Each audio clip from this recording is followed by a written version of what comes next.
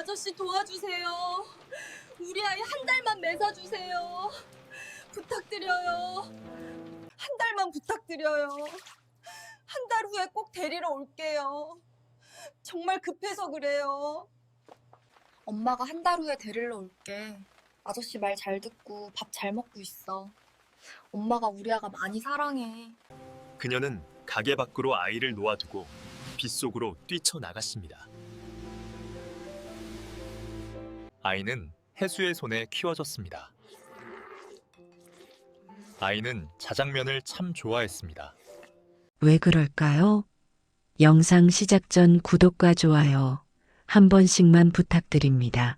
그리고 댓글에 한 문장이라도 써주시면 진심으로 감사하겠습니다. 천둥 번개치는 밤, 한 여자가 자장면집 문을 열고 뛰어들었어요. 아이 좀 한 달만 숨겨주세요. 한 달 후에 꼭 데리러 올게요. 그때 창밖에 검은 차들의 라이트가 비추자 여자 얼굴이 하얗게 질렸어요. 빨리 숨어. 절대 나오지 마. 엄마 금방 올 거야. 아저씨 말 잘 듣고 밥 잘 먹고 있어. 그리곤 뒤도 돌아보지 않고 빗속으로 뛰쳐나갔어요. 아이는 매일 유리문 앞에 앉아 엄마를 기다렸어요. 약속한 한 달이 지나고 1년이 지나고 10년이 지났지만 엄마는 돌아오지 않았습니다. 대체 그날 밤 이들에게는 무슨 일이 있었던 걸까요? 엄마는 나중에라도 아이를 찾아올까요? 30년 전 그의 여름은 유난히 비가 많았습니다. 시장 골목 끝자락에 자장면집이 하나 있었습니다. 간판은 페인트가 벗겨져서 글씨가 반쯤 지워져 있었고 유리문에는 금이 하나 길게 나 있었습니다. 그래도 저녁 되면 기름 냄새가 골목을 타고 퍼졌고 배달 오토바이 한 대가 늘 가게 앞에 세워져 있었습니다. 가게 이름은 해수 반점이었습니다. 주인 이름을 그대로 간판에 올린 거였습니다. 정혜수, 그의 30살이었습니다. 아버지가 돌아가시고 물려받은 가게였습니다. 어머니는 혜수가 20살 때 이미 세상을 떠나셨고 형제도 없었습니다.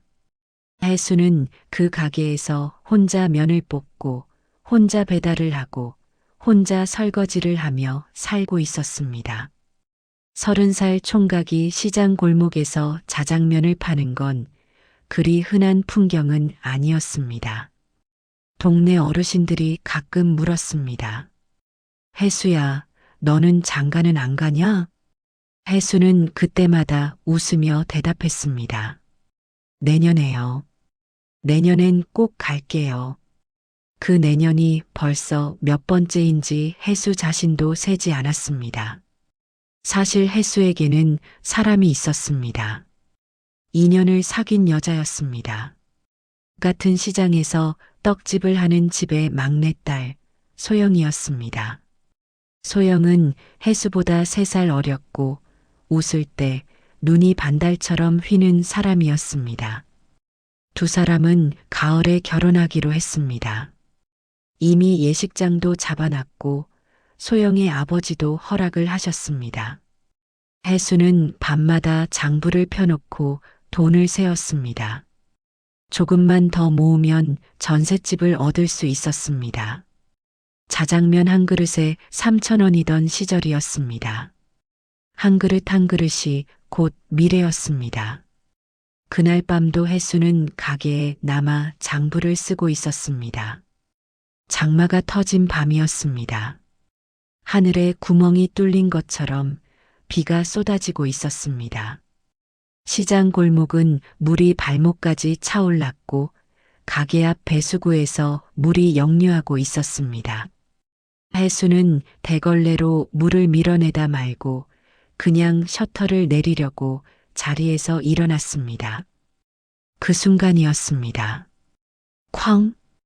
유리문이 안쪽으로 벌컥 열렸습니다. 빗물과 바람이 한꺼번에 밀려들었습니다.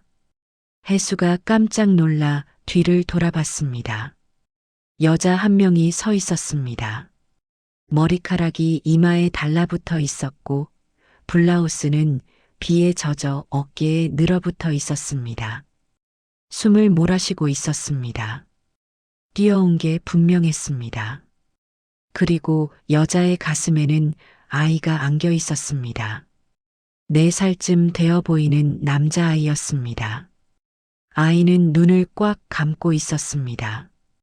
여자의 옷깃을 2주먹으로 움켜쥔 채 온몸이 가늘게 떨리고 있었습니다. 해수가 말을 꺼내기도 전에 여자가 먼저 입을 열었습니다. 제발요. 이 아이 좀 맡아주세요. 해수는 멍하니 서 있었습니다. 1달만요. 딱 1달이면 돼요. 여자가 바닥에 무릎을 꿇었습니다. 젖은 바지 무릎에서 물이 번졌습니다. 여자의 손이 해수의 앞치마 끝을 붙잡았습니다. 1달만 지나면 제가 반드시 데리러 올게요.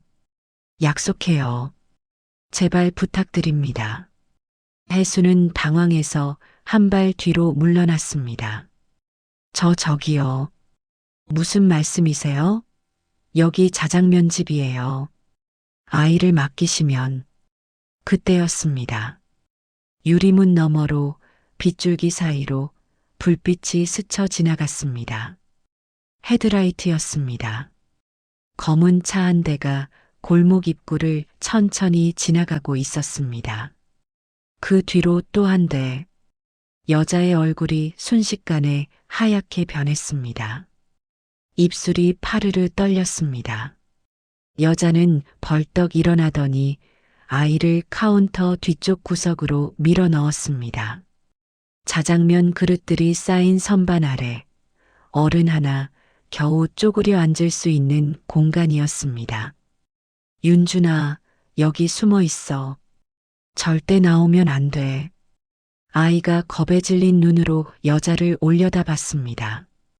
여자는 그 작은 얼굴을 2 손으로 감싸 쥐었습니다. 손가락 사이로 빗물이 뚝뚝 떨어졌습니다. 엄마 금방 올 거야. 이 아저씨가 맛있는 거 해줄 거야. 배고프면 먹고 있어. 알았지? 여자의 목소리가 갈라졌습니다. 웃으려고 했지만 입꼬리가 올라가지 않았습니다. 여자는 아이의 이마에 짧게 입술을 대었습니다. 그리고 일어섰습니다. 해수에게 고개를 깊이 숙였습니다. 은혜는 반드시 갚겠습니다. 그 말을 끝으로 여자는 유리문을 열고 빗속으로 뛰쳐나갔습니다. 일부러 차들이 지나간 반대 방향으로 달렸습니다.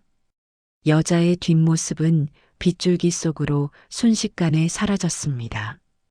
해수는 유리문 앞에 서서 한참 동안 바깥을 바라봤습니다. 쫓아가야 하나, 경찰에 전화해야 하나, 아무 생각도 정리가 되지 않았습니다. 그때 뒤에서 작은 소리가 났습니다. 아저씨. 고개를 돌렸습니다. 카운터 뒤에서 아이가 기어 나와 있었습니다. 젖은 머리카락이 이마에 붙어 있었고 코끝이 빨갛게 물들어 있었습니다. 아이의 2 눈에는 눈물이 가득 고여 있었지만 울지는 않고 있었습니다. 입술을 꽉 깨물고 참고 있는 것 같았습니다. 아저씨, 엄마 언제 와요? 해수는 대답을 하지 못했습니다. 그 대신 천천히 쪼그려 앉아 아이와 눈높이를 맞췄습니다. 아이의 손이 올라왔습니다. 해수의 앞치마 끝자락을 꽉 잡았습니다. 밀가루가 묻은 검은 앞치마. 아이의 손가락이 그 천을 놓지 않으려고 있는 힘을 다 쓰고 있었습니다. 밖에서는 여전히 폭우가 쏟아지고 있었습니다. 가게 안에는 형광등이 지직거리며 깜빡였습니다. 해수의 앞치마를 붙잡은 아이의 손끝이 가늘게 떨리고 있었습니다. 해수는 그 손을 내려다봤습니다. 어른 손바닥 반도 안 되는 그 작은 손을, 그리고 천천히 그 손 위에 자기 손을 포겠습니다. 밖에서 검은 차의 헤드라이트가 한 번 더 골목을 훑고 지나갔습니다. 하지만 가게 안에서는 아무 소리도 새어나가지 않았습니다. 꺼져가는 가스불 옆에서, 자장면 국물이 식어가는 냄비 옆에서 낯선 아이의 심장 소리와 해수의 거친 숨소리만이 어둠 속에 겹쳐 있었습니다. 그날 밤 시계는 멈춰버린 것 같았습니다. 비는 새벽녘에야 그쳤습니다. 해수는 한숨도 자지 못했습니다.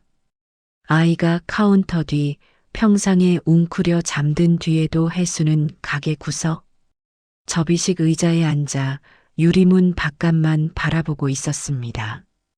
혹시라도 그 여자가 돌아올까 싶어서였습니다. 돌아오지 않았습니다. 날이 밝자 해수는 수건에 따뜻한 물을 적셔 아이의 얼굴을 닦아주었습니다. 아이는 눈을 깜빡이며 해수를 올려다봤습니다. 잠에서 깨자마자 주위를 두리번거렸습니다. 엄마를 찾는 눈이었습니다. 해수가 천천히 말했습니다.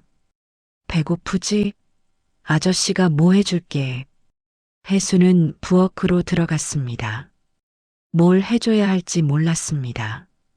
30살 총각이 4살짜리 아이에게 밥을 해준 경험이 있을 리 없었습니다. 냉장고를 열었습니다. 양파, 호박, 감자, 춘장, 면, 자장면 재료뿐이었습니다. 해수는 양파를 잘게 다졌습니다. 평소보다 4배는 더 잘게. 아이가 씹을 수 있도록요. 감자도 콩알만하게 깍둑 썰기를 했습니다. 면은 반으로 잘랐습니다. 짧아야 먹기 편할 테니까요. 춘장을 볶을 때 기름이 손등에 튀었습니다. 해수는 이를 악물고 참았습니다. 아이한테 울상을 보여줄 수는 없으니까요. 뚝배기에 자장면을 담았습니다. 큰 그릇밖에 없어서 아이 앞에 놓으니 그릇이 아이 얼굴보다 컸습니다. 먹어봐. 아이는 움직이지 않았습니다. 젓가락을 잡을 줄 모르는 것 같았습니다. 해수는 서랍을 뒤져 숟가락을 찾았습니다. 아이 손에 쥐어줬습니다. 아이가 어설프게 면을 떠서 입에 넣었습니다. 한 입, 2입. 아이의 눈이 조금 커졌습니다. 3입, 4입. 먹는 속도가 빨라졌습니다. 5입째. 아이의 입가에 춘장이 까맣게 묻었습니다. 그리고 그 입가가 아주 살짝 올라갔습니다. 해수는 그 모습을 바라봤습니다. 가슴 한쪽이 쿡 찔리는 것 같았습니다. 이유는 몰랐습니다. 그냥 아이가 밥을 먹는 모습이 이렇게 마음을 흔들 수 있다는 걸 그때 처음 알았습니다.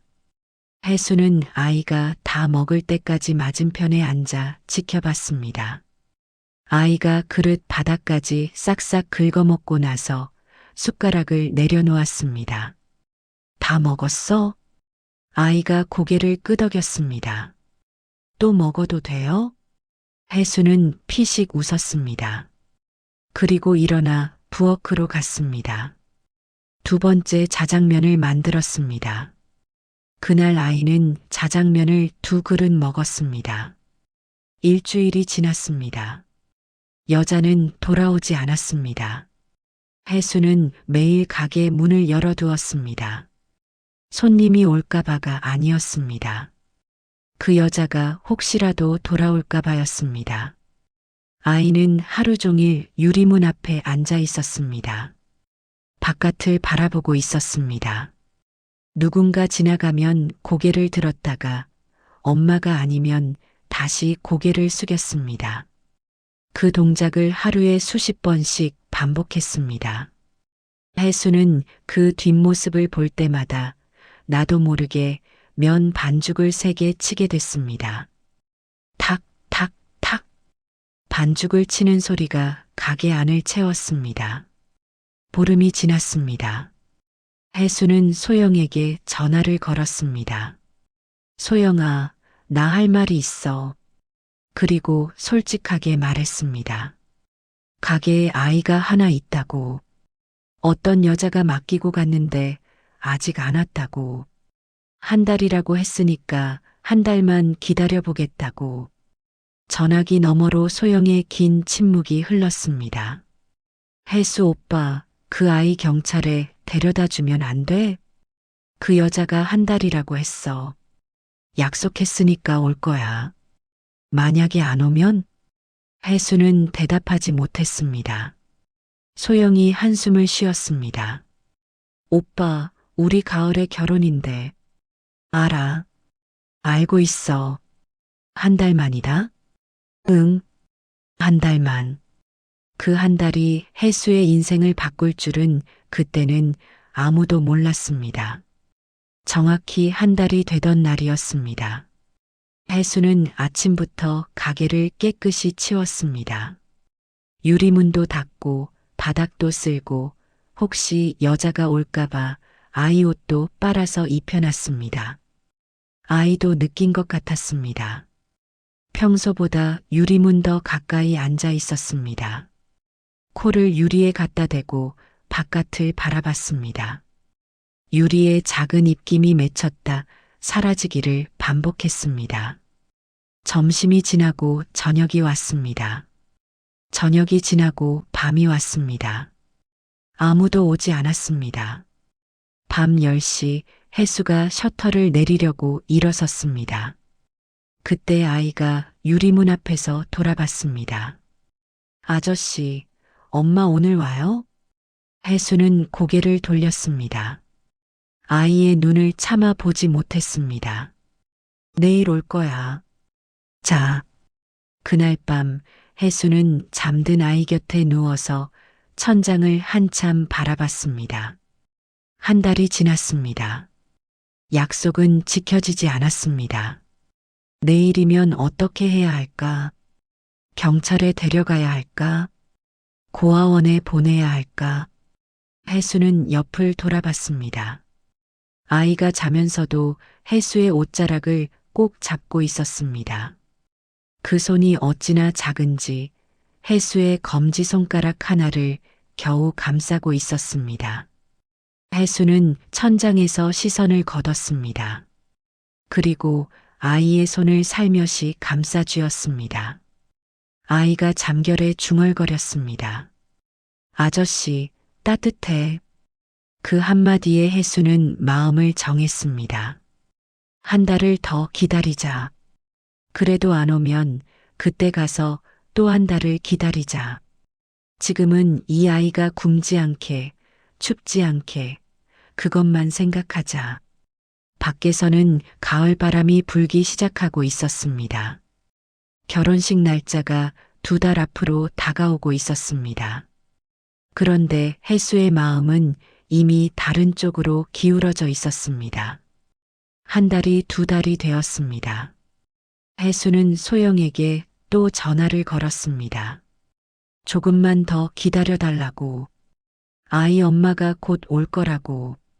소영의 목소리가 차가워진 걸 혜수도 느꼈습니다. 하지만 아이를 내보낼 수가 없었습니다. 시장에는 이미 소문이 퍼지기 시작했습니다. 혜수 반점 총각 알지? 어디서 애를 하나 주워왔대. 뭐? 총각이 왜네? 글쎄, 밤중에 여자가 데려다 놨다는데. 어머, 혹시 자기 애 아니야? 에이, 설마. 근데 누가 알아? 좌판 아줌마들이 수군거렸습니다. 생선 장수 아저씨가 혜수를 볼 때마다 눈을 흘겼습니다.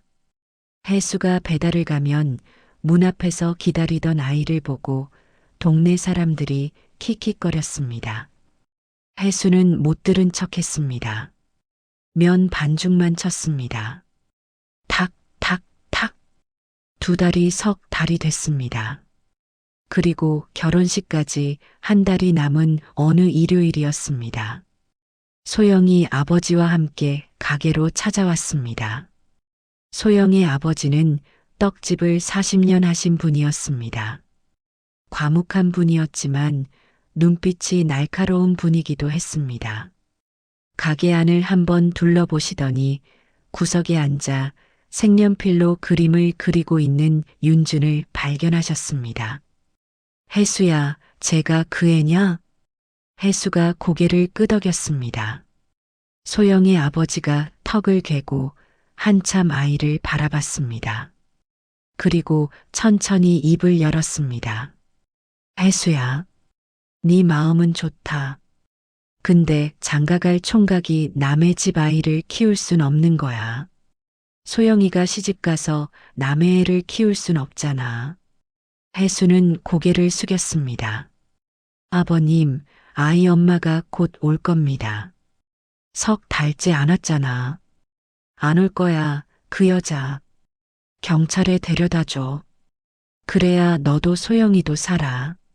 소영이 혜수의 얼굴을 올려다봤습니다. 눈가가 빨갰습니다. 울다 온 것 같았습니다.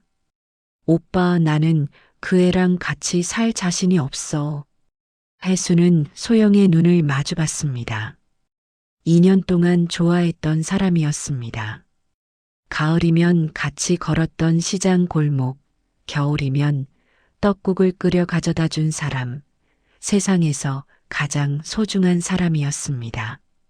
그 순간 뒤에서 의자 끌리는 소리가 났습니다. 윤준이 일어나 혜수에게 걸어오고 있었습니다. 아이는 혜수의 다리에 팔을 감고 얼굴을 묻었습니다. 아무 말도 하지 않았습니다. 그냥 꼭 안고만 있었습니다. 혜수는 아래를 내려다봤습니다. 아이의 머리카락에서 자장면 기름 냄새가 났습니다. 석 달 동안 이 가게에서 먹고 자고 숨 쉰 아이. 혜수의 냄새가 이미 배어 있는 아이. 소영의 아버지가 자리에서 일어서며 말했습니다. 이번 주까지 결정해. 안 그러면 혼사는 없는 거야. 소영이 마지막으로 혜수를 돌아봤습니다. 그 눈에 담긴 건 원망이 아니었습니다. 이미 답을 알고 있다는 듯한 슬픈 체념이었습니다. 두 사람이 나가고 가게 안에 다시 혜수와 아이만 남았습니다. 혜수는 오래도록 서 있었습니다. 발밑에 매달려 있는 아이의 무게가 느껴졌습니다. 가볍다고 하기엔 무겁고 무겁다고 하기엔 가벼운 4살짜리의 무게. 혜수는 무릎을 꿇고 아이와 눈을 맞췄습니다. 아이의 눈에 눈물이 그렁그렁했습니다. 아저씨, 나 때문에 그래요? 아니야. 나 때문에 예쁜 이모 화난 거예요? 아니라니까. 아이의 입술이 파르르 떨렸습니다. 나나 없어지면 되는 거예요? 혜수의 심장이 쿵 내려앉았습니다. 4살짜리가 없어지면 된다는 말을 입에 올리고 있었습니다. 혜수는 아이를 끌어안았습니다. 두 팔로 그 작은 등을 감싸 안았습니다. 밀가루 묻은 손으로 아이의 머리를 쓸어내렸습니다. 없어지면 안 돼. 혜수의 목소리도 떨리고 있었습니다. 너는 여기 있어. 아무데도 안 가. 그날 저녁 혜수는 소영에게 전화를 걸었습니다. 긴 말은 하지 않았습니다. 소영아, 미안하다. 나는 이 애를 못 보내겠다. 전화기 너머로 소영의 울음소리가 들렸습니다. 오래 울었습니다. 혜수도 울었습니다. 하지만 마음은 돌리지 않았습니다. 전화를 끊고 돌아서니 윤준이 부엌 입구에 서서 혜수를 올려다보고 있었습니다.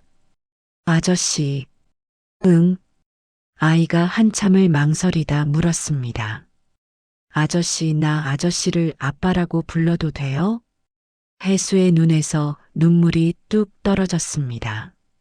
한 방울이 앞치마 위에 떨어져 밀가루 위에 작은 얼룩을 만들었습니다. 그래. 아빠라고 해. 윤준이 혜수에게 달려왔습니다. 혜수가 아이를 안아 올렸습니다. 4살짜리 치고는 가벼웠습니다. 제대로 먹지 못한 게 몸으로 느껴졌습니다. 아빠, 응, 아빠, 응, 여기 있어.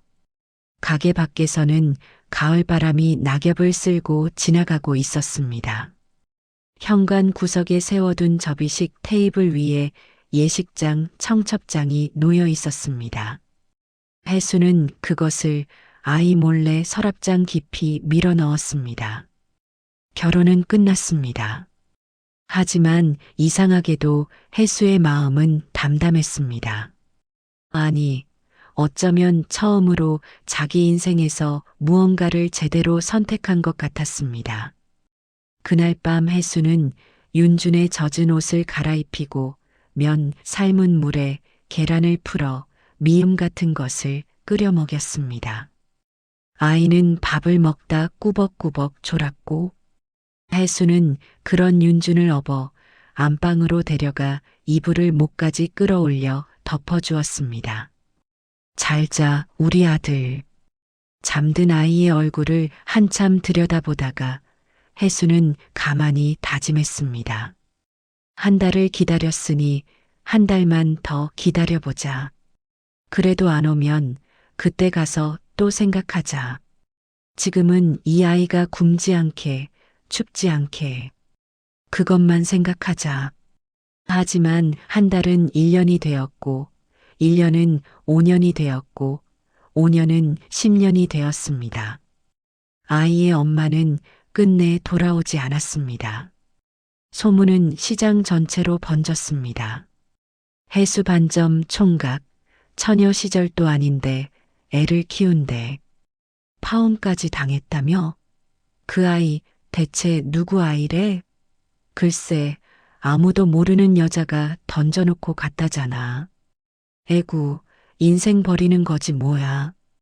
혜수가 시장 골목을 지나가면 좌판 아주머니들이 고개를 돌렸습니다.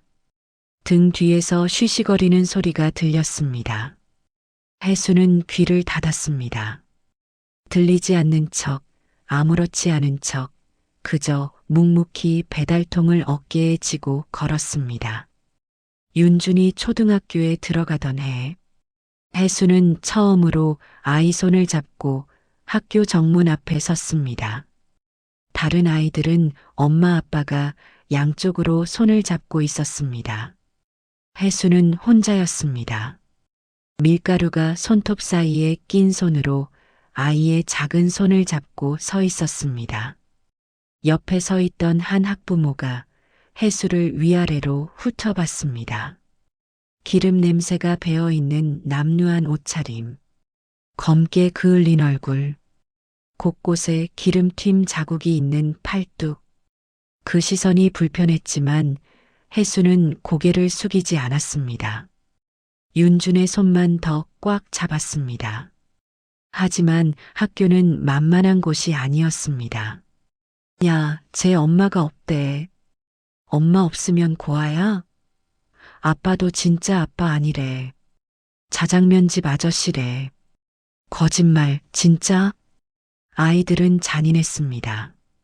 윤주는 처음에는 참았습니다. 아빠가 시장에서 그러는 것처럼 귀머거리 흉내를 냈습니다. 그런데 어느 날 한 아이가 윤준의 가방을 빼앗더니 바닥에 던지며 소리쳤습니다. 야, 자장면 거지. 네 아빠 진짜 아빠도 아니잖아. 윤준이 주먹을 쥐었습니다. 참으려고 했습니다. 하지만 그 다음 말이 귀를 뚫고 들어왔습니다. 너네 엄마가 널 쓰레기통에 버렸다며? 주먹이 먼저 나갔습니다. 그날 저녁 윤주는 코피를 질질 흘리며 가게로 돌아왔습니다. 교복 소매에 핏자국이 묻어 있었습니다. 무릎이 까져 있었습니다. 혜수가 그 꼴을 보고 하던 일을 멈췄습니다. 손에 쥐고 있던 국자가 바닥에 떨어졌습니다. 쨍 하고 스테인리스가 바닥을 쳤습니다. 이게 뭐냐? 누가 이랬어? 윤주는 대답하지 않았습니다. 고개만 푹 숙이고 서 있었습니다. 혜수의 손이 먼저 올라갔습니다. 윤준의 등짝을 찰싹 때렸습니다. 바보같이 왜 맞고 다녀? 한 대 더 때리려다 혜수의 손이 멈췄습니다. 아이의 어깨가 가늘게 떨리고 있었습니다. 울고 있었습니다. 소리 없이 혜수는 손을 내렸습니다. 그리고 아이 앞에 쪼그려 앉았습니다. 누가 뭐래? 윤준이 한참 만에 입을 열었습니다. 아빠가 진짜 아빠 아니라고 했어요. 혜수의 가슴이 쿡 찔렸습니다. 나한테는 아빠야. 진짜요? 진짜야. 윤준이 혜수의 앞치마에 얼굴을 묻었습니다. 밀가루와 기름 냄새가 섞인 앞치마. 아이의 눈물이 그 위에 번졌습니다. 그날 밤 혜수는 잠든 윤준 곁에 앉아 아이의 까진 무릎에 빨간 약을 발랐습니다. 손이 떨렸습니다. 작은 상처 하나하나에 약을 찍어 바르면서 혜수는 혼잣말처럼 중얼거렸습니다. 미안하다 윤준아. 아빠가 못나서 미안해. 윤준은 자는 척하면서 다 듣고 있었습니다.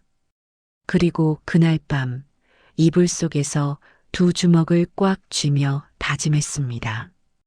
다시는 맞지 않겠다고. 다시는 아빠를 울리지 않겠다고. 그러려면 강해져야 한다고. 그날 이후 혜수는 더 열심히 일했습니다. 새벽 4시면 어김없이 일어났습니다.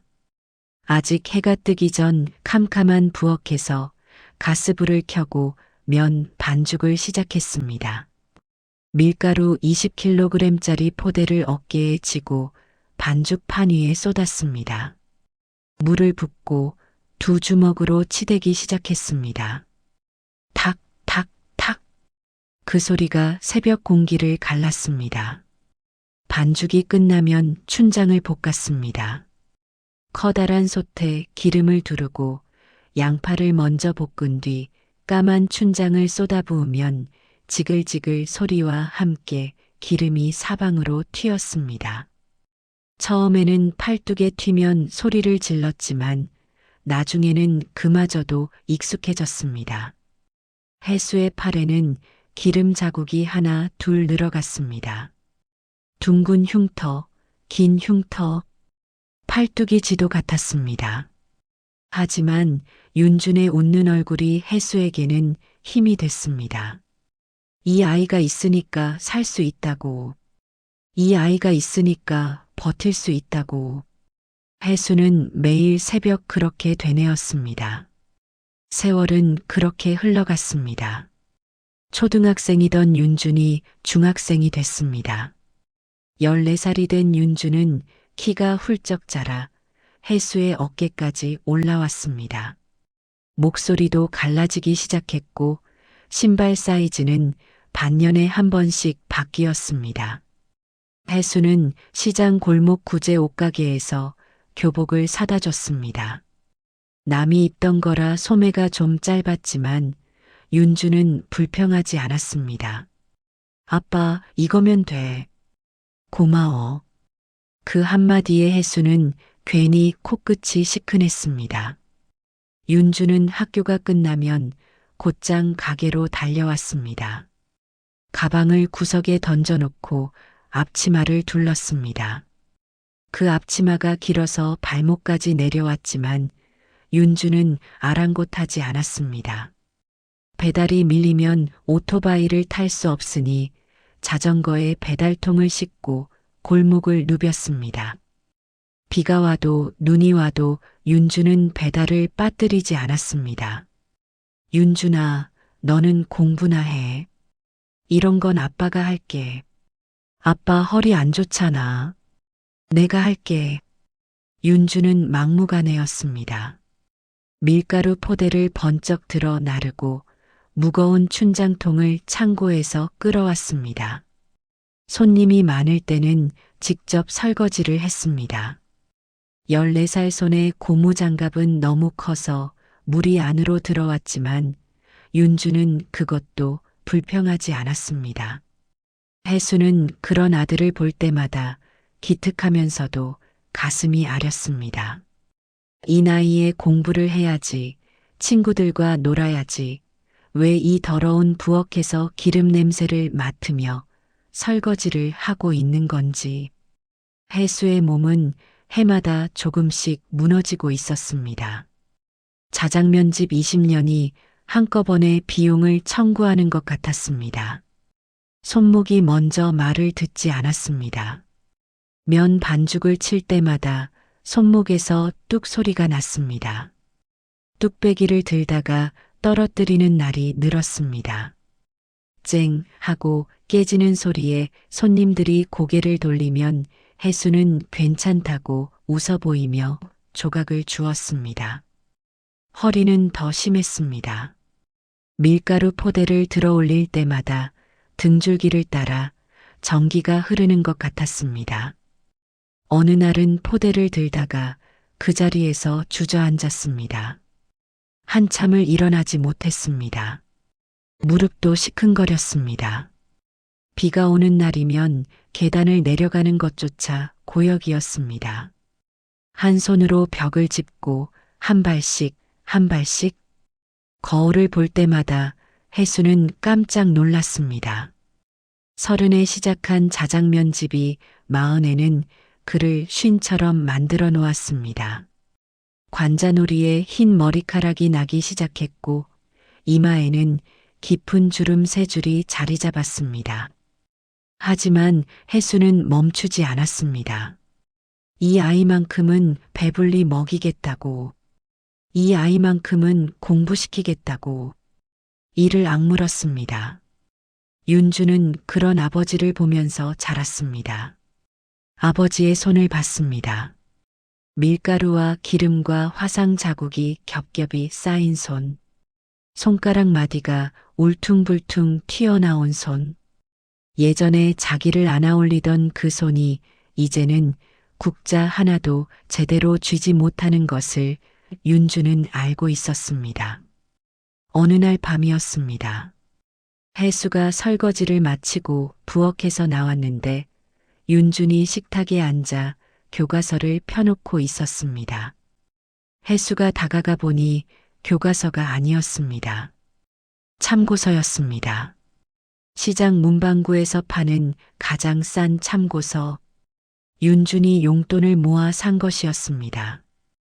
윤준아, 공부하냐? 응. 아빠, 나 이번 시험 잘 볼 거야. 그래, 잘 봐. 혜수는 그 뒷모습을 한참 바라봤습니다. 형광등 아래에서 고개를 숙이고 글씨를 쓰고 있는 아들. 연필을 쥔 손이 혜수를 닮아 있었습니다. 피가 섞이지 않았는데도 사는 모양새가 닮아 있었습니다. 고등학생이 된 윤주는 전교 1등을 놓치지 않았습니다. 담임 선생님이 직접 가게로 찾아왔습니다. 가게 안을 둘러보시더니 잠시 멈칫하셨지만 곧 혜수 앞에 앉아 진지하게 말씀하셨습니다. 아버님, 윤준이가 서울 명문대에 갈 수 있습니다. 장학금을 받으면 등록금 걱정 없이 다닐 수 있어요. 혜수는 너무 기뻐서 그 자리에서 두 손으로 얼굴을 감쌌습니다. 울음인지 웃음인지 모를 소리가 새어나왔습니다. 선생님이 놀라셨습니다. 아버님, 괜찮으세요? 괜찮습니다. 괜찮아요. 감사합니다. 혜수는 연신 고개를 숙였습니다. 하지만 정작 윤주는 달랐습니다. 아빠, 나 대학 안 갈래. 혜수의 얼굴이 굳었습니다. 뭐라고? 나 그냥 아빠랑 자장면 팔래. 대학 가면 4년이잖아. 4년 동안 아빠 혼자 이 가게 어떡해. 아빠 손 봐. 다 부어 있잖아. 아빠 허리 봐. 맨날 아프다며. 나 여기서 아빠 도울래. 해수는 부엌으로 뛰어갔다가 밀대를 하나 들고 돌아왔습니다. 이 녀석아, 밀대가 허공을 갈랐습니다. 윤준이 식탁 사이를 이리저리 피했습니다. 야, 강윤준. 아빠가 왜 이러고 사는 줄 알아? 내가 잘 되라고 이러는 거야. 내가 양복 입고 사는 거 보려고 이러는 거라고. 이 지긋지긋한 자장면집 물려받으라고. 아빠가 널 키운 게 아니야. 해수가 밀대를 휘두르며 소리쳤습니다. 넌 대학 가, 서울 가, 보란 듯이 성공해서 넥타이 매고 출근하는 거야. 알겠어? 윤주는 이리저리 도망 다니면서도 울고 있었습니다. 아빠, 나는 그냥 아빠가 안 아팠으면 좋겠어. 아빠 손 좀 봐. 화상 자국 투성이잖아. 아빠 허리 좀 봐. 맨날 삐걱거리잖아. 나는 그게 싫다고. 해수의 손에서 밀대가 떨어졌습니다. 나무가 바닥에 부딪히며 통통 굴러갔습니다. 두 사람은 가게 한복판에서 서로를 바라보며 한참을 울었습니다. 아버지가 울고 아들이 울고 밖에서는 저녁 노을이 시장 골목을 물들이고 있었습니다. 결국 윤주는 대학에 갔습니다. 해수의 소원대로 명문대에 합격했고 장학금을 받았습니다. 입학식 날 해수는 장롱 깊숙이 넣어둔 양복을 꺼내 입었습니다. 아버지가 살아계실 때 입으시던 양복이었습니다. 좀 헐렁했지만 그래도 깔끔하게 다려 입었습니다. 학교 정문 앞에서 윤준이 해수의 어깨를 끌어안았습니다. 아빠, 사진 찍자. 윤준이 환하게 웃었습니다. 해수도 웃었습니다. 주름진 얼굴에 핀 그 웃음이 참 따뜻했습니다. 지나가던 학생이 대신 사진을 찍어주며 말했습니다. 와, 아버지 닮으셨네요. 아드님. 해수는 괜히 쑥스러워 고개를 숙였습니다. 피가 섞이지 않은 사이인데 닮았다는 말이 이렇게 기쁠 줄 몰랐습니다. 윤주는 큰 소리로 대답했습니다. 네, 우리 아빠 닮았어요. 그날 찍은 사진을 해수는 가게 벽에 걸어두었습니다. 카운터 바로 옆. 고개만 돌리면 보이는 자리예요. 그 뒤로 해수는 혼자 가게를 꾸렸습니다. 새벽 4시에 일어나 면 반죽을 치고 혼자 배달을 가고 혼자 설거지를 했습니다. 힘들 때마다 고개를 돌려 사진을 봤습니다. 환하게 웃고 있는 아들 얼굴. 그 얼굴을 보면 다시 힘이 났습니다. 떠나는 날 아침, 해수는 마지막 자장면을 만들었습니다. 면을 반으로 자르지 않았습니다. 윤주는 더 이상 4살짜리가 아니니까요. 춘장도 넉넉히 올렸습니다. 양파도 감자도 크게 썰었습니다. 뚝배기에 담아 식탁에 놓았습니다. 밥 먹고 가. 윤주는 그 자장면을 받아들었습니다. 어릴 때부터 먹어온 맛이었습니다. 까만 춘장, 볶은 양파의 단맛, 쫄깃한 면. 세상에서 가장 익숙하고 세상에서 가장 그리울 맛. 한 젓가락 먹다가 윤준이 고개를 숙였습니다. 눈물이 자장면 위에 뚝뚝 떨어졌습니다. 아빠, 나 꼭 성공해서 아빠 고생 안 시킬게. 조금만 기다려. 금방 올게. 해수는 아들의 머리를 쓰다듬었습니다. 천천히 와. 아빠 어디 안 가. 여기서 기다릴게. 윤주는 자장면을 다 비우고 일어섰습니다. 현관문을 열고 나서다 한번 뒤를 돌아봤습니다. 해수가 문 앞에 서서 손을 흔들고 있었습니다. 밀가루 묻은 앞치마를 두른 채로요. 윤주는 꾸벅 인사를 하고 골목을 걸어갔습니다. 해수는 아들의 뒷모습이 골목 끝 모퉁이를 돌아 사라질 때까지 그 자리에 서 있었습니다. 윤준이 떠난 뒤 처음 1년은 그래도 괜찮았습니다. 윤준이 가끔 전화를 했습니다. 아빠, 나 잘 있어. 밥 잘 먹고 있어. 학교에서 교수님한테 칭찬받았어. 짧은 통화였지만 혜수는 그것만으로 며칠을 버텼습니다. 아들 목소리를 들으면 콧노래를 부르며 면 반죽을 쳤습니다. 탁, 탁, 탁. 그 소리가 한결 가벼웠습니다. 한편 대학에 들어간 윤주는 겉으로는 평범한 대학생이었습니다. 강의를 듣고 리포트를 쓰고 도서관에서 공부했습니다. 그런데 윤준의 마음 한구석에는 항상 무거운 것이 있었습니다. 아버지의 굽어가는 등, 부은 손마디, 기름 자국 가득한 팔뚝. 그 모든 것이 자기 때문이라는 걸 윤주는 알고 있었습니다. 학교 식당에서 밥을 먹다가도 문득 가게에서 혼자 면을 뽑고 있을 아버지 생각에 숟가락을 놓게 됐습니다. 그러던 어느 날이었습니다. 윤주는 도서관 지하 자료실에 있었습니다. 경영학 과제를 위해 옛 신문 마이크로필름을 뒤지고 있었습니다. 1990년대 경제면 기사를 넘기던 중이었습니다. 무심코 넘기던 손이 멈췄습니다. 한진그룹 회장, 숨겨진 내연관계 폭로, 관련 여성 교통사고로 사망, 1995년 2월 3일자 기사에 흑백 사진이 실려 있었습니다. 젊은 여자의 얼굴이었습니다. 길고 까만 머리카락, 크고 맑은 눈, 어딘가 슬퍼 보이는 눈매, 심장이 쿵 내려앉았습니다. 윤주는 주머니에서 작은 것을 꺼냈습니다. 은색 열쇠고리였습니다. 작은 은색 별 모양 장식이 달린 열쇠고리. 어릴 때부터 늘 지니고 다니던 것이었습니다. 혜수가 초등학교 입학하던 날 건네주며 말했었습니다. 내 친엄마가 남긴 거야. 소중히 간직해. 그날 밤 유진이 아이를 맡기고 가면서 봉투 하나를 카운터 위에 올려놓고 갔었습니다.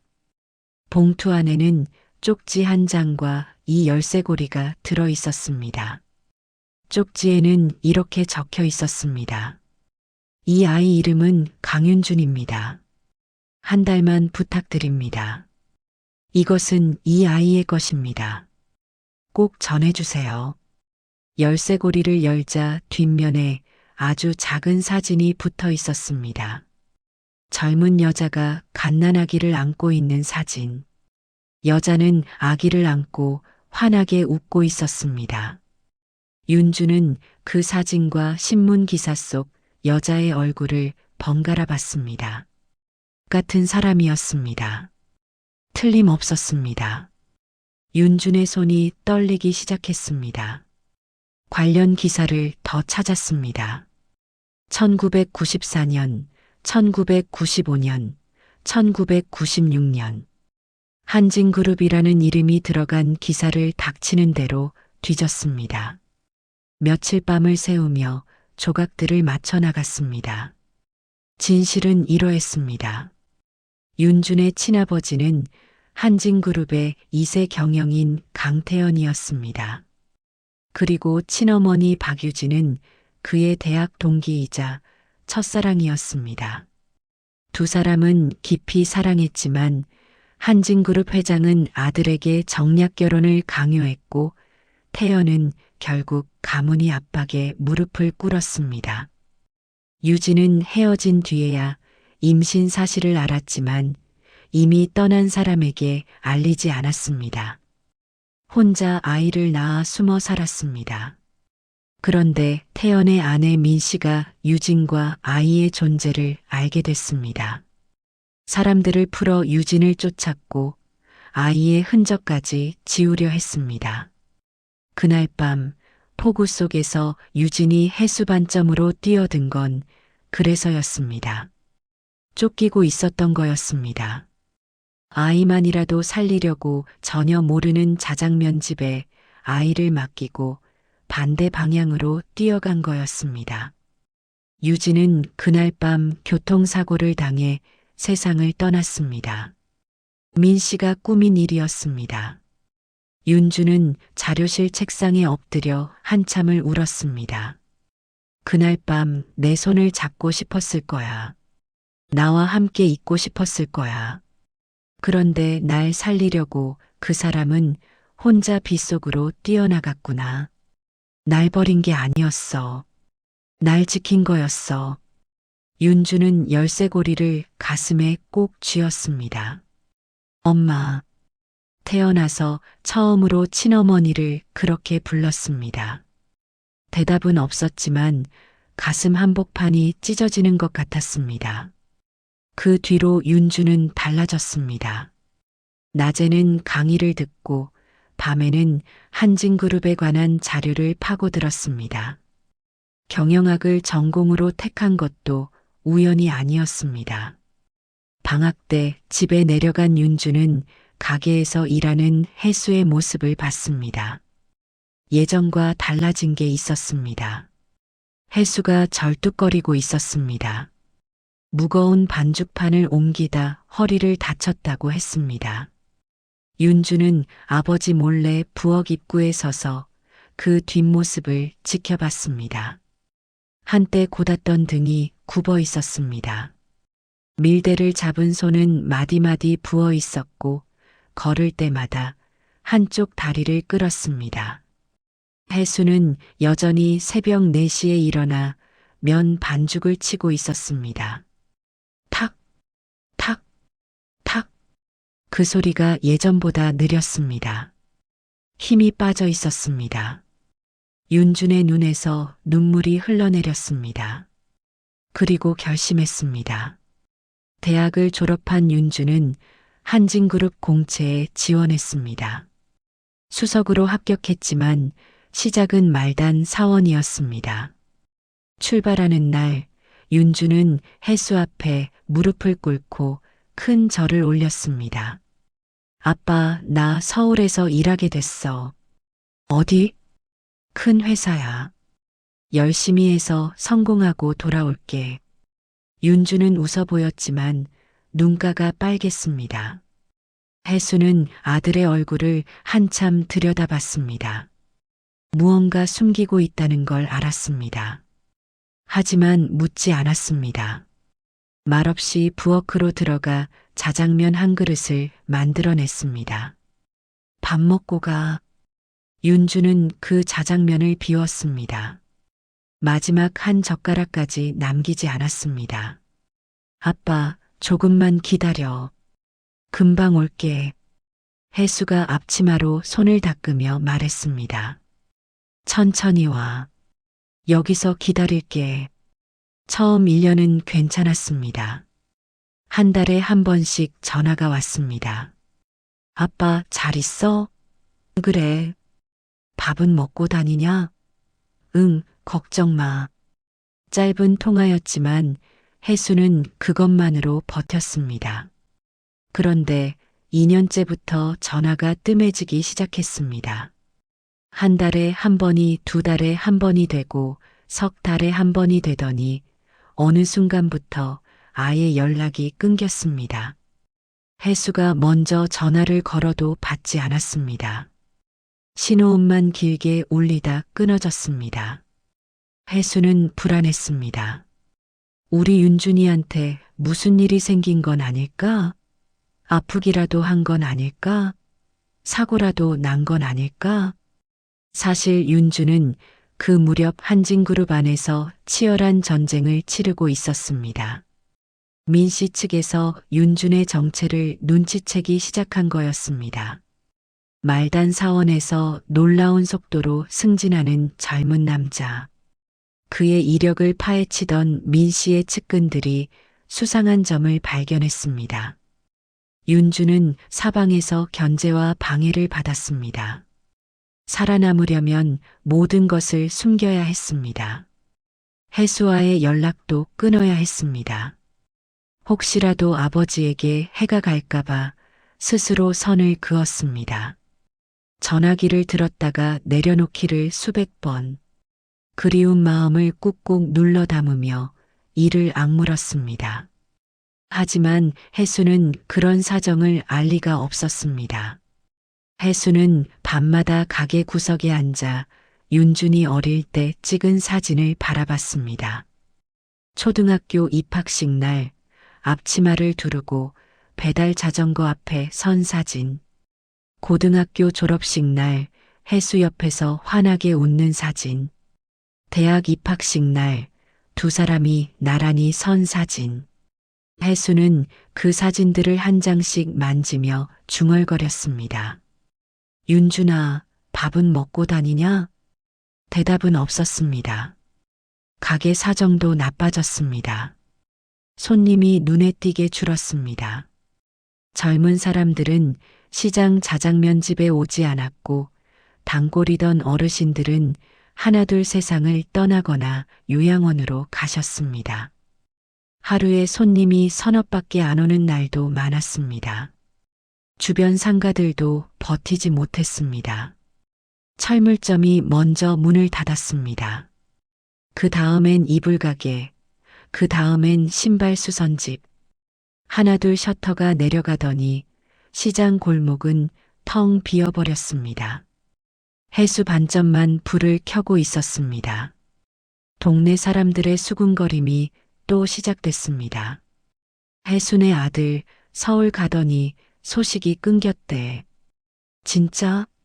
돈 벌러 간다더니 아버지 버린 거야? 천하의 불효자네. 해수는 변명하지 않았습니다.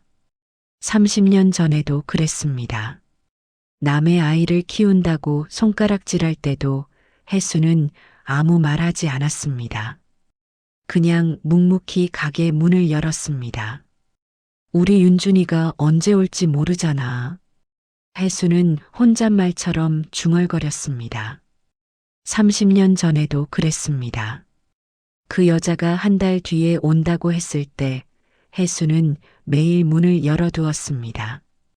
그 여자는 끝내 오지 않았지만 대신 윤준이 그 문 안에서 자랐습니다.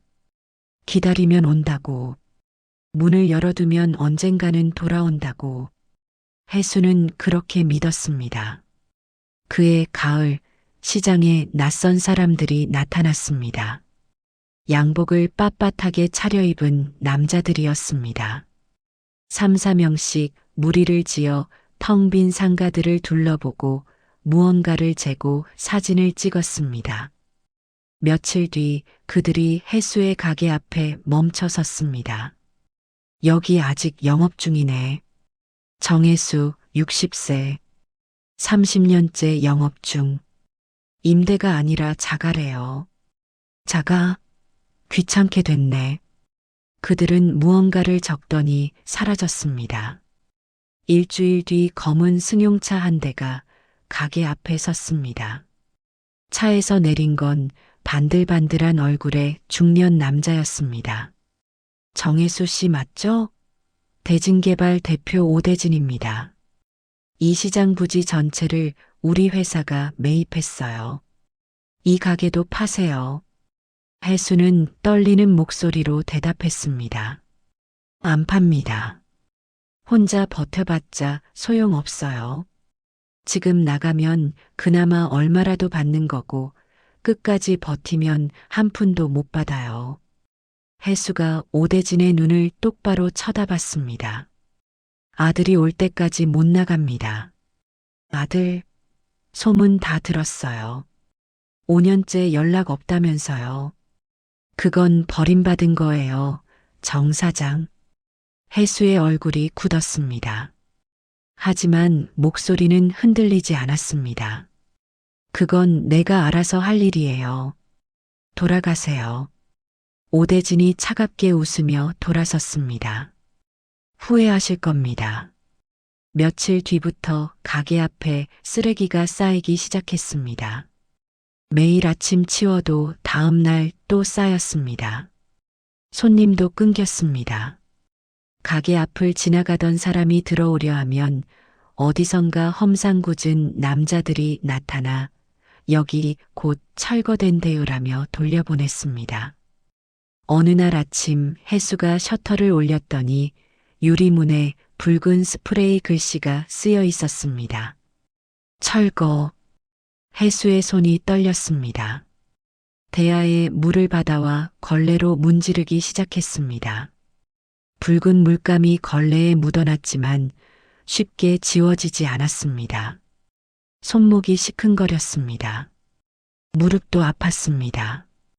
쪼그려 앉아 문지르다 몇 번이고 넘어질 뻔했습니다. 그래도 멈추지 않았습니다. 한 글자씩 한 글자씩 지워나갔습니다. 혜수의 눈에서 눈물이 흘러내렸습니다. 30년 동안 참아왔던 것들이 한꺼번에 터져나왔습니다. 걸레를 든 채 그 자리에 주저앉았습니다.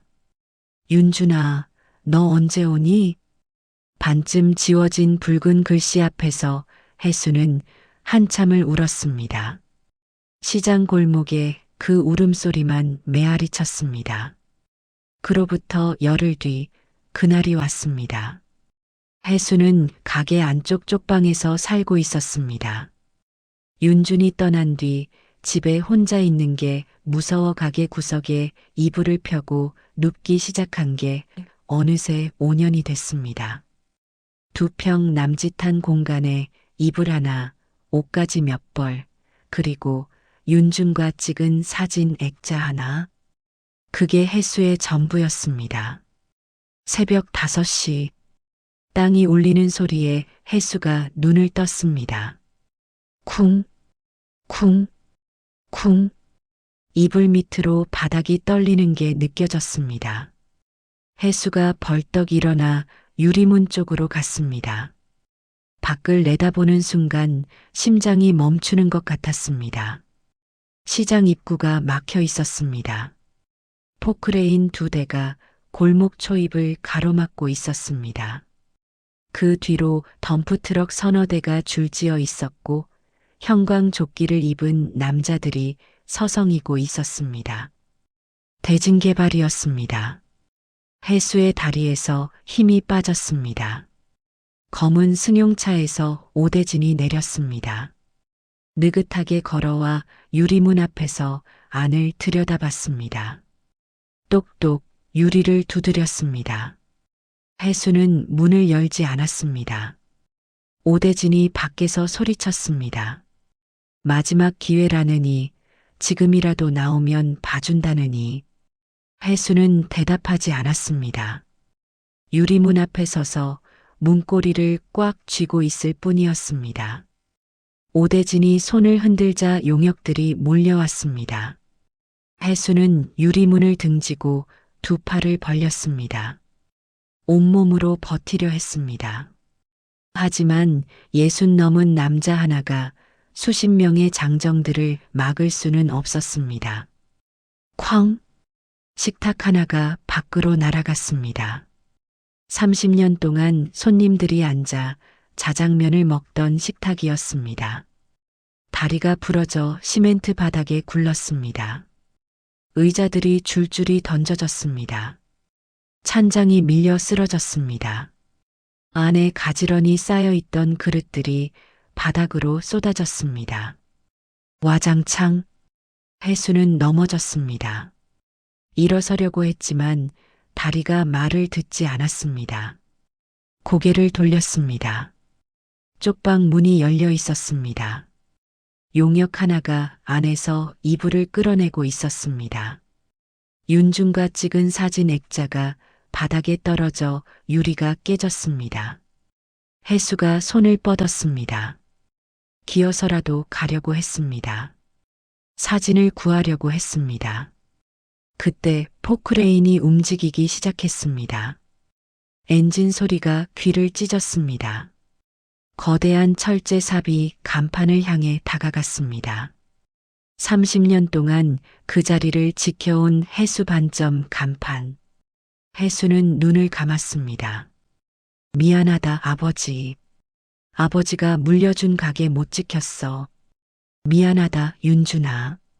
내가 돌아올 자리 못 지켰어. 포크레인의 삽이 간판 바로 앞에서 멈추려는 그 순간이었습니다. 굉음이 시장 골목 전체를 뒤흔들었습니다. 해수가 눈을 떴습니다. 시장 입구 쪽에서 먼지가 피어오르고 있었습니다. 검은 세단 한 대가 빠른 속도로 달려오고 있었습니다. 그 뒤로 차들이 줄지어 들어왔습니다. 한 대, 두 대, 세 대. 사이렌 소리가 울렸습니다. 빨간 불빛이 새벽 어둠 속에서 번쩍였습니다. 용역들이 당황하기 시작했습니다. 오대진의 얼굴에서 여유가 사라졌습니다. 검은 차들에서 사람들이 쏟아져 내렸습니다. 경호원들이었습니다. 10명, 20명. 일사불란하게 흩어져 용역들을 에워쌌습니다. 그때 맨 뒤에 있던 차 한 대가 천천히 앞으로 나왔습니다. 길고 검은 세단이 미끄러지듯 지나와 가게 바로 앞에서 멈췄습니다. 뒷문이 열렸습니다.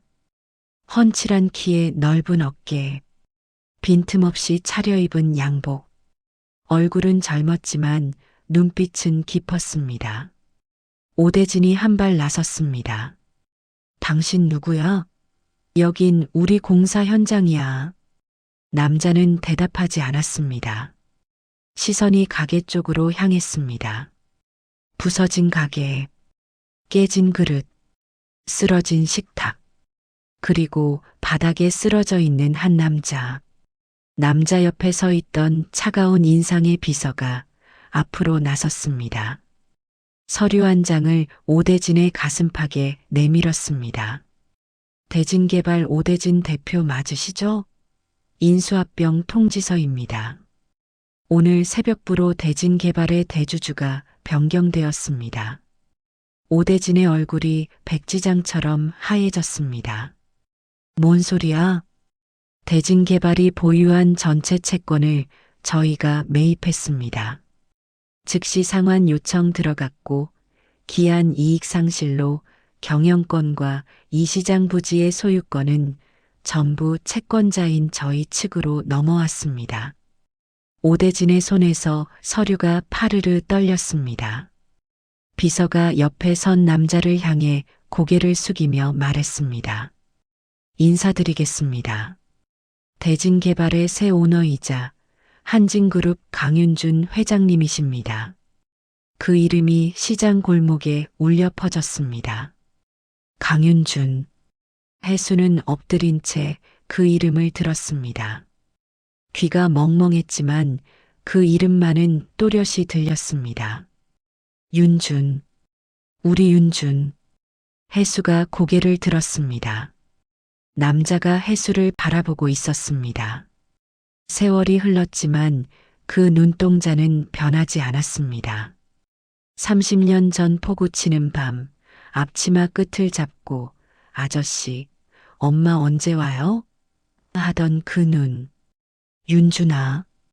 해수의 입에서 가느다란 목소리가 새어나왔습니다.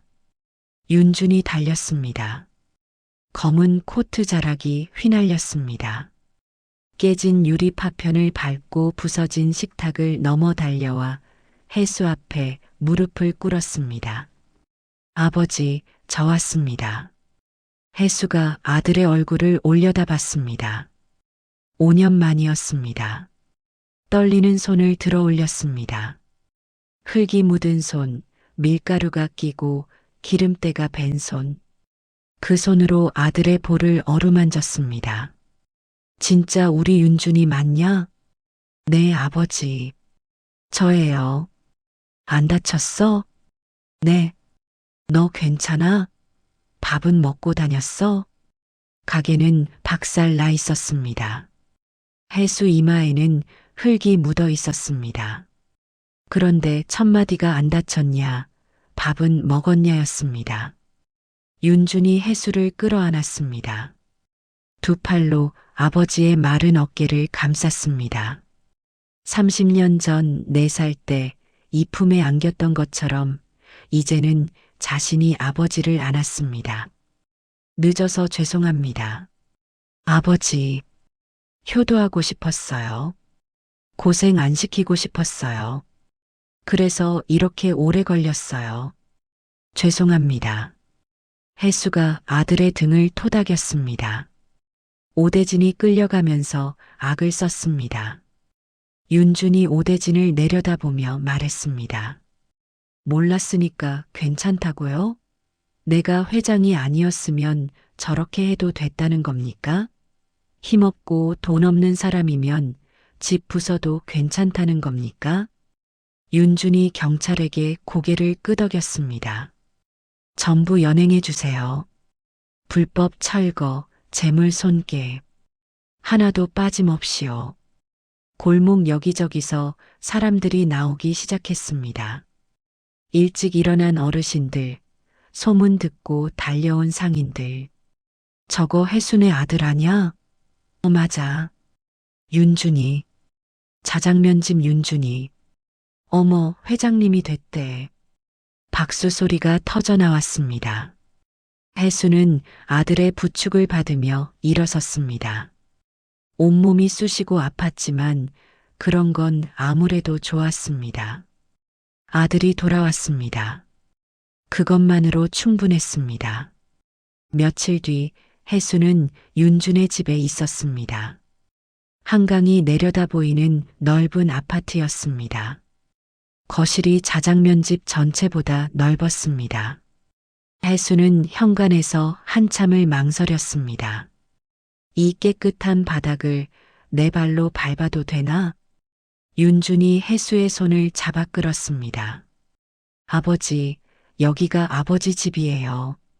소파에 앉아도 어색하고 화장실에 가도 어색하고 뭘 해도 남의 집에 온 것 같았습니다. 그날 오후 윤준이 혜수를 거실로 불렀습니다. 테이블 위에 큰 상자가 놓여 있었습니다. 혜수가 조심스럽게 열자 안에서 여행 가방이 나왔습니다. 반들반들한 가죽, 금색 잠금 장치. 30년 전 혜수에게도 꿈이 있었습니다. 서울에 가서 제대로 된 중식당을 열겠다는 꿈. 소영과 결혼해서 새 인생을 시작하겠다는 꿈. 그 꿈을 접고 아이를 선택한 날 장롱 깊이 밀어 넣었던 청첩장. 윤주는 그때 4살이었지만 아버지가 무언가를 포기했다는 건 알고 있었습니다. 아버지, 저 키워주셔서 감사합니다. 이 가방에 짐 챙기셔서 그때 가시려던 그곳보다 더 좋은 곳 여행 다니시며 편하게 사세요. 그리고 윤주는 혜수에게 모든 진실을 이야기했습니다. 친아버지 강태영과 친어머니 박유진의 사랑, 정략 결혼에 밀려 헤어진 일, 유진이 혼자 아이를 낳아 숨어 키운 일, 민 씨에게 쫓기다 그 포구 치는 밤 혜수 반점으로 뛰어든 일, 그리고 유진이 그날 밤 교통사고로 세상을 떠난 일. 혜수의 얼굴이 하얘졌습니다. 그 여자가 죽은 거야? 네. 저를 살리려고 반대 방향으로 뛰어간 거였어요. 아버지 가게에서 최대한 멀리 떨어지려고요. 혜수는 한참 동안 말이 없었습니다. 30년 동안 혜수는 그 여자를 원망한 적이 있었습니다. 한 달이라고 해놓고 왜 안 오냐고. 아이만 던져놓고 도망간 무책임한 사람이라고. 하지만 그 여자는 도망간 게 아니었습니다. 목숨을 던져 아들을 지킨 거였습니다. 불쌍해서 어쩌나 그것도 모르고 나는 원망만 했는데 얼마나 무섭고 아팠을까. 아이 두고 떠나는 게 얼마나 가슴이 찢어졌을까. 윤준도 울었습니다. 친아버지 강태현도 이야기해 주었습니다. 회사에서 우연히 윤준의 열쇠고리를 보고 진실을 알게 된 일. DNA 검사로 친자임이 확인된 일. 홍 씨와의 경영권 전쟁. 태연이 윤준을 후계자로 지명하고 유언장을 남긴 일. 그리고 태연이 세상을 떠난 뒤 2년간의 법적 다툼 끝에 윤준이 승리한 일. 마지막으로 민 씨가 30년 전의 사건으로 체포되었다는 소식. 혜수는 텔레비전 뉴스 화면을 바라보며 중얼거렸습니다. 나쁜 사람. 어쩜 사람이 저럴 수가 있니? 윤준이 텔레비전을 껐습니다. 그리고 가방에서 서류 봉투를 꺼냈습니다. 시장 전체의 소유권이 정혜수 명의로 되어 있었습니다. 대진개발이 매입했던 땅 전부를 한진그룹이 사들여 혜수 명의로 돌려놓은 거였습니다. 혜수는 서류를 들고 한참을 멍하니 앉아 있었습니다. 마지막으로 윤준이 가방에서 꺼낸 것은 청첩장이었습니다. 아버지, 저 결혼합니다. 혜수의 눈이 커졌습니다. 좋은 사람 만났어요. 오늘 저녁에 인사시켜 드릴게요. 그리고 청첩장 옆에 고급스러운 양복이 있었습니다. 감색 정장에 은색 넥타이. 아버지, 윤준의 목소리가 떨렸습니다. 제 결혼식 혼주석에 앉아주세요. 혜수가 고개를 들었습니다. 저한테는 아버지가 두 분 계세요. 낳아주신 아버지는 마지막까지 저를 지키려 하셨어요. 그리고 키워주신 아버지는 인생을 주셨어요. 30년 청춘을 다 바쳐서 저를 사람으로 만들어 주셨어요. 윤준이 혜수의 손을 잡았습니다. 밀가루와 기름때가 밴 마디마디 부은 그 손을. 결혼식 날 혼주석에는 아버지가 앉아주셔야 해요. 아버지 아니면 누가 앉아요? 혜수의 눈에서 눈물이 뚝뚝 떨어졌습니다. 윤준아, 내가 혼주석에 앉아도 되겠냐? 아버지가 제 아빠인데요. 혜수는 아들을 끌어안았습니다. 며칠 뒤 자장면 집은 깨끗하게 정리되어 있었습니다.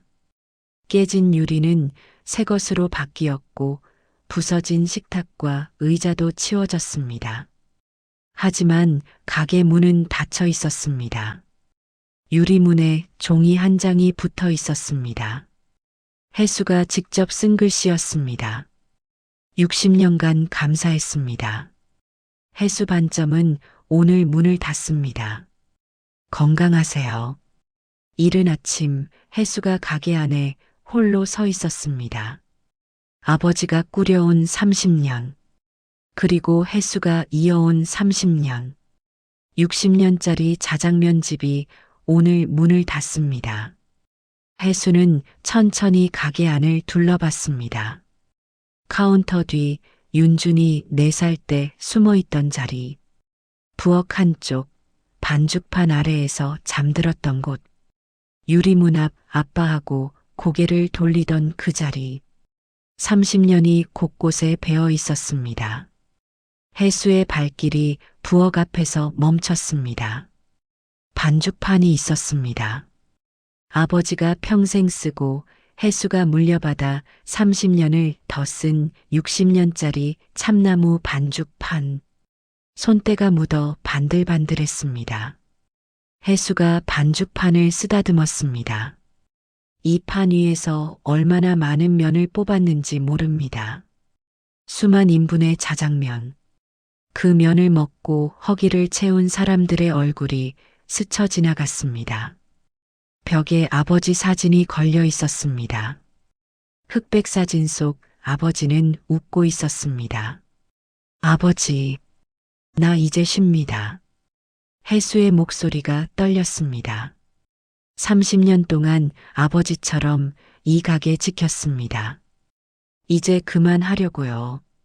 윤준이가 이제 쉬어도 된대요. 혜수가 사진을 향해 허리를 깊이 숙였습니다. 그리고 마지막으로 자신의 허리춤을 내려다봤습니다. 앞치마가 메어져 있었습니다. 검은 앞치마. 밀가루와 기름과 땀과 눈물이 30년간 스민 앞치마. 단 하루도 벗지 않았습니다. 혜수가 앞치마 끈에 손을 가져갔지만 선뜻 풀지 못했습니다. 그때 유리문이 열렸습니다. 딸랑. 윤준이 서 있었습니다. 옆에 젊은 여자가 함께 있었습니다. 단정한 옷차림에 상냥한 미소를 띤 여자. 윤준의 약혼녀였습니다. 아버지, 준비되셨어요? 혜수가 고개를 끄덕였습니다. 윤준이 가게 안으로 들어와 혜수 앞에 섰습니다. 아버지, 제가 해드릴게요. 윤준의 손이 혜수의 허리춤으로 향했습니다. 30년 동안 묶여있던 매듭은 기름때와 밀가루와 땀이 엉겨붙어 뻣뻣하게 굳어 있었습니다. 윤준의 손가락이 그 매듭을 천천히 풀어냈습니다. 혜수는 가만히 서 있었습니다. 눈물이 흘러내렸습니다. 30년 전 혜수는 스스로 이 앞치마를 묶었습니다. 결혼을 포기하고 꿈을 포기하고 이 앞치마를 묶는 순간 혜수의 인생은 자장면집에 갇혔습니다. 그런데 지금 아들이 그 매듭을 풀어주고 있었습니다. 스르륵. 앞치마가 풀렸습니다. 윤준이 낡은 앞치마를 손에 들었습니다. 얼룩지고 달아빠진 천. 30년 세월의 무게가 담긴 천. 윤준이 그 앞치마를 곱게 접었습니다. 그리고 가게 한쪽 반죽판 위에 가지런히 올려놓았습니다. 아버지, 이제 가요. 윤준이 혜수의 손을 잡았습니다. 혜수는 아들 손에 이끌려가게 밖으로 나왔습니다. 시장 골목이 사람들로 가득했습니다. 옛 상인들이 돌아와 있었습니다.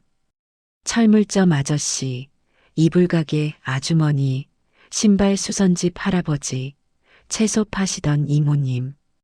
혜수야. 누군가 소리쳤습니다. 30년 동안 고생 많았어. 아들 잘 키웠어. 정말 대단해.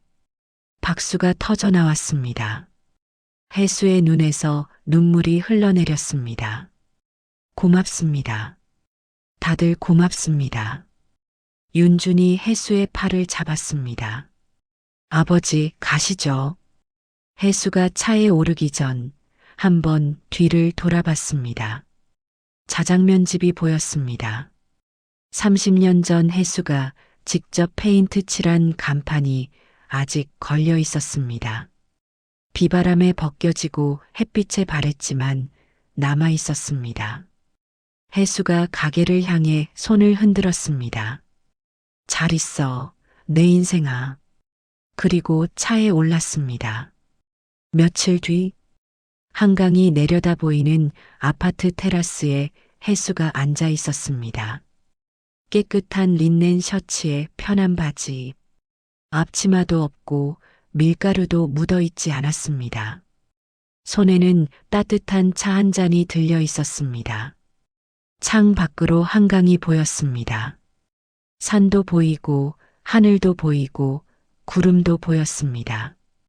30년 동안 자장면집 창으로 보이던 건 시장 골목뿐이었는데 이제는 세상이 한눈에 들어왔습니다. 좋다. 혜수가 나지막이 중얼거렸습니다. 이렇게 편한 게 얼마만인지 모르겠네. 바람이 불어와 혜수의 얼굴을 스쳤습니다. 혜수가 눈을 감았습니다. 문득 생각이 났습니다. 30년 전 폭우 속에서 뛰어든 여자. 한 달만 맡아달라고 울던 여자. 그녀가 이 모습을 보면 뭐라고 할까? 혜수가 빙긋 웃었습니다. 유진 씨, 당신 아들 잘 키웠습니다. 바람이 대답처럼 불어왔습니다. 편히 쉬세요. 내가 대신 아들 곁에 있어 줄게요. 테라스 문이 열렸습니다. 윤준이 들어왔습니다. 손에 접시 하나가 들려 있었습니다. 자장면이었습니다. 아빠, 내가 만들어 봤어. 맛 좀 봐. 혜수가 젓가락을 들었습니다. 한 입 먹고 인상을 찌푸렸습니다. 이 녀석 춘장을 너무 많이 넣었잖아. 아, 진짜? 어렵다, 자장면. 내가 가르쳐 줄게. 가져와. 윤준이 웃었습니다. 혜수도 웃었습니다. 두 사람은 부엌에 나란히 섰습니다. 아버지가 아들에게 자장면 만드는 법을 알려줬습니다. 양파는 이만큼, 감자는 이만큼. 춘장은 아꼈다가 나중에 더 넣어. 면은 너무 삶지 마. 쫄깃해야 맛이야. 부엌에 자장면 냄새가 퍼졌습니다. 어릴 때부터 맡아온 그 냄새. 세상에서 가장 익숙하고 세상에서 가장 따뜻한 냄새. 창 밖으로 노을이 지고 있었습니다. 한강 위로 붉은 빛이 번져가고 있었습니다. 한 달의 약속은 30년이 지나도 지켜지지 않았지만 그보다 더 큰 기적으로 돌아왔습니다. 이것은 피 한 방울 섞이지 않은 부자의 이야기입니다. 그리고 이것은 자장면 한 그릇으로 시작된 세상에서 가장 긴 기다림의 이야기입니다. 여러분의 하루하루가 늘 따뜻하시길 진심으로 응원합니다.